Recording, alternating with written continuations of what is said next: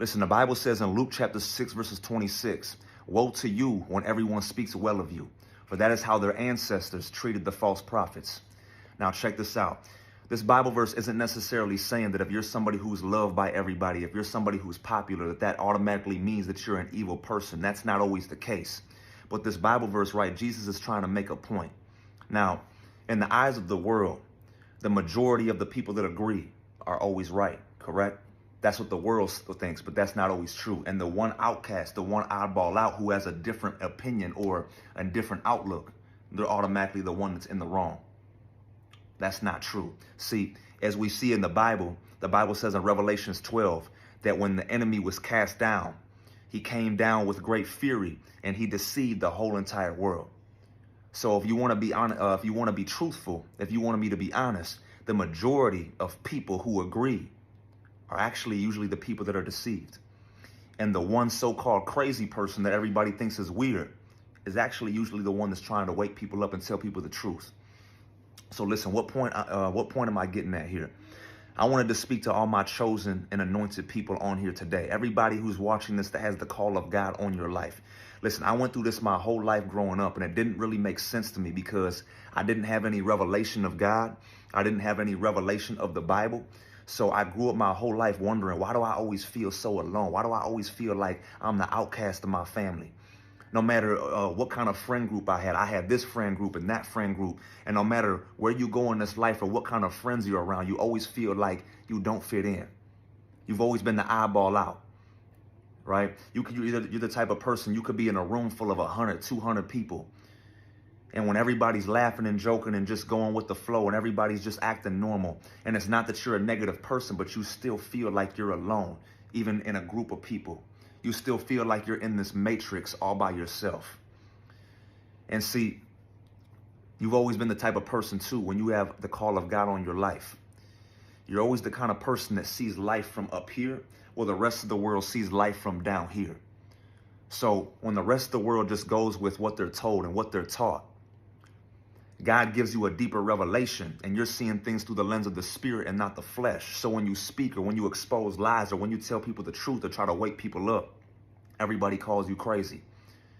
Everybody always thinks you're weird, right? And see, as a young person, as a kid growing up, even as a teenager, before I really got saved, you know, I allowed people to convince me like, am I crazy? Like, is something wrong with me? But then I realized as I had more revelation of God and I read my Bible, I realized, oh, it's because I have the call of God on my life. God chose me for a bigger purpose in this life. So understand something. If God is going to use you as a vessel to do his works, you can't think like everybody else. You're not going to be like everybody else. You can't fit in with the crowd. Guess what? Because God is going to use you as the one that goes back and sets the crowd free. So if you're going to do his works, you can't think like everybody else. Listen, the Bible says in John chapter 15, Jesus said, if the world hates you, know that it has hated me before it hated you. If you were of the world would love you as its own. But because you are not of the world, but I chose you out of the world, therefore the world hates you. So understand something. When you have the call of God on your life, I want you not to get discouraged. I want you not to get down on yourself. I want you not to give up because the world will hate you. There will be moments in your life where you're going to get more hate and persecution than you do love. And the man standing next to you, he has all this popularity. He has more money. It seems like he's more blessed.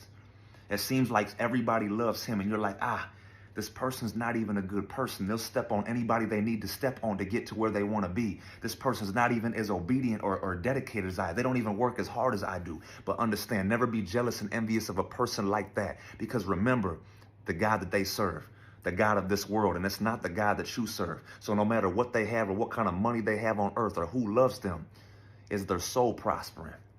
Or is their soul with the enemy in a spiritual cage? Look at these celebrities, for instance. These music artists, these devil-worshiping music artists and rappers and celebrities that are leading people straight to hell. The same people they're leading to hell are the same people that love them. Come on here, somebody. Y'all with me or y'all ain't with me? Listen, God chose you out of this world.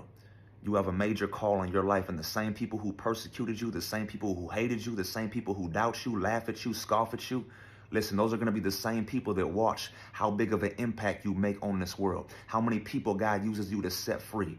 And it's because you are different, because you are willing to stand on the truth, because you are not willing to compromise your beliefs, not willing to compromise your purpose, not willing to compromise your standards and principles for the acceptance of this world and for the love of this world. That's what actually brings out the true leader within you. And that's the reason why God is able to use you to set so many people free. So listen, no matter how much persecution and hate you get in this life, remember the Bible says he who stands firm to the end will be saved. So you win in the end. I love y'all and God bless.